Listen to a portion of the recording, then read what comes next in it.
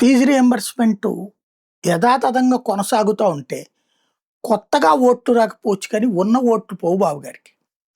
జగన్‌కి ఆ ఓట్లు ఎయాల్సిన అవసరం లేదు. ఎందుకంటే కిందసారి ఇచ్చినా కూడా అతనికి ఓటేయలేదు గదా! ఓడగొట్టారు గదా! ఆరోగ్యశ్రీ రాజశేఖర్ రెడ్డి ప్రారంభించిన ఆ తర్వాత వచ్చినోళ్ళందరూ కొనసాగించారు. కొనసాగించినంత మాత్రాన వాళ్ళకి ఓటేయలేదు గదా! చంద్రబాబు ఓడారు గదా! మొన్న పూర్తి చేసిన జగన్ ఓటు పడలేదు గదా! కానీ అవి తీసేస్తే ఓట్లేస్తారా? అవి తీసేస్తే, అవి పక్కన పెడితే, అవి డ్యామేజ్ చేస్తే ఖచ్చితంగా అగెనిస్ట్ ఓట్ అవుతది. జగన్‌కి వరమవుతది. బాబిచ్చిన వరమవుతది. ఇప్పటికే మహిళల ఉపాధిని దెబ్బతీసి రూ.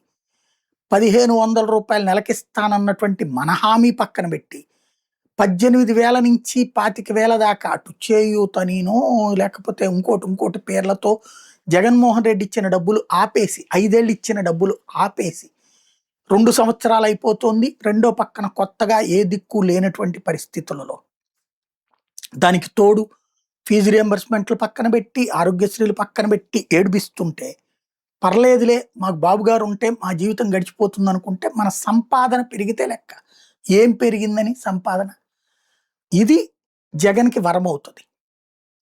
ఎలైట్ సెక్షన్ ధనవంతులు, ఎగువ మధ్య తరగతి వీళ్ళు బాబు గారు చెప్పే రూట్‌ని అంగీకరించొచ్చు. అమరావతి ఎట్లుంటే కరెక్టు, లేకపోతే గనక పోలవరం ఎట్లుంటే కరెక్ట్, లేకపోతే ఇలా కూటమిగా ఉంటే పరిశ్రమలొస్తాయి. ఇట్లాంటి వాటి ద్వారా వాళ్ళు కన్విన్స్ కావచ్చు.